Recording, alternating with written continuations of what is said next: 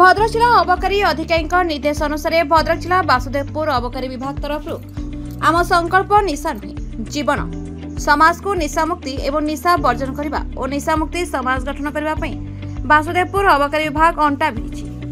आज समाज युवगोष्ठी माने निशा सेवन करने द्वारा किपरि निजर एवं निज परिवार और समाज क्षति होता है ताहा जानि पारंती नहीं, जहाँफल परिवार भितर विवाद सृष्टि हुए, केते परिवार विच्छिन्न हो जाए। निशा सेवन करने द्वारा विभिन्न प्रकार रोग रे आक्रांत होती। निशा सेवन करने द्वारा सड़क दुर्घटना होता है, किछि लोक माने मृत्युवरण करथांती। आम संकल्प निशा नुहे जीवन निशा निवारण सचेतनता वासुदेवपुर ब्लॉक कार्य मिशन शक्ति परिसर आम संकल्प निशा नुहे जीवन मिशन शक्ति महिला मानक नहीं सचेतनता कार्यक्रम अनुष्ठित होइछि।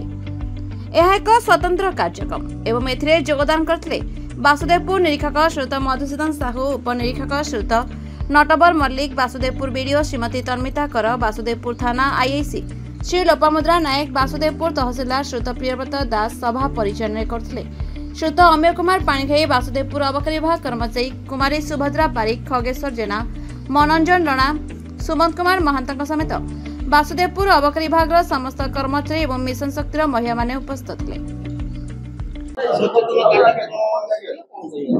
आमर राज्य सरकार तरफ आम संकल्प निशा नुहे जीवन प्रोग्राम शुभारंभ कराई। प्रोग्राम चली जून 26 पर्यंत। आज आमर बीडीओ वासुदेवपुर, तहसीलदार वासुदेवपुर, आमर एक्साइज इंस्पेक्टर ओआईसी एवं आम अंचल एसएसजी ग्रुप महिला माने माँ भौणी माने समस्त प्रोग्राम रे उपस्थित थिले। एटा विशेषकर आमर गाँ गहली जो निशा सेवन चली, जो निशा बिक्री चली, आमे केमती प्रतिहत करिपरिबा, केमती ताकू आमे बंद करिपरिबा। आमे केस रजिस्ट्रेशन करचंती, से माने जेल जाउचंती, बेल रे पुनी आसुचंती, पुनर्बार बिक्री करचंती। तो आमे समस्त मिसिकी तो से माध्यम रे आमे सचेतन होउथुलु, परस्पर को आमे इंटरेक्शन करथुलु जे कॉन्फिडेंशियली से माने केमती हमको इन्फॉर्मेशन शेयर करिवे, जोटा कि आमे केस रजिस्ट्रेशन करी प्रिभेंट करवा। किछि जगह रे आमे मीटिंग करी आम ग्रामर मुख्य मानू आमे इन्वॉल्व करी सेठी निशा को बंद करवा, निशा कारबार को बंद करवा एवं जदि युवक के अच्छी काउंसिलिंग माध्यम रे आमे तांको बंद करवा। एवं विशेष करी मु निश्चय भाव अनुभव करी आमर ओडिसा रु मद बंद करा जाऊ, बैन करा जाऊ। बैन नहला पर्यंत आया आमे जो पारिवारिक हिंसा होची कि बाहर भी आपण घरे पसिकी छिनताई करबा, रास्ता छिनताई करबा, एक्सीडेंट अनेक क्षेत्र रे आज्ञा मद ही संपूर्ण दायी, निशा ही दायी रहउची। तेणु विशेष अनुरोध आमे भी प्रोग्राम माध्यम रे सरकार को करूचु जे ओडिसा रु मद बंद करा जाऊ, बैन करा जाऊ। धन्यवाद। आम संकल्प निशा नुहे जीवन यही सचेतना कार्यक्रम योगदान करते।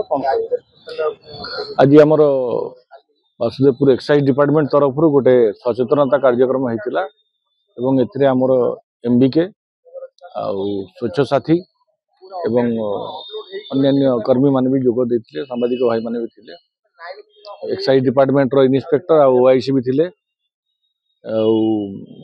ता सहित आमर आईआईसी एवं वासुदेवपुर बीडीओ मते थिले। एवं ए संबंध रे आमे सचेतना केमती हबो, अवेयरनेस केमती लोक मध्य हबो, निशार माने केते क्षति घटुची माने आमर दुनिया रे से संबंध रे आमे मन को बतैलु जे जो मद्यपान करी केते प्रकार एक्सीडेंट होची, विभिन्न माने अमूल्य जीवन सब चली जाउची, विभिन्न प्रकार घर विभिन्न प्रकार अशांति सृष्टि होची। तो निशा को केमिति आमे ताको निवारण करिबा, लोकंग मध्य सचेतनता जागरण करेबा जे नाही आमे निशा को वर्जन करिबा, ए संबंध रे एटा गोटे पदक्षेप निया जायछि। आशा करूछु जे लोक मानक मध्य रे एटा को आस्ते आस्ते आमे स्प्रेड करेबु एवं लोक मान को सचेतन करिबु। एवं जहाँ आमर आईआईसी भी देइछन तांकर गोटे टोल फ्री नंबर भी देइछन्ती, जदि सेमती कोनोसी प्रकार इंसिडेंस आसे तांको नॉलेज को निया जिवो एवं सेटा को तुरंत पदक्षेप नेबे।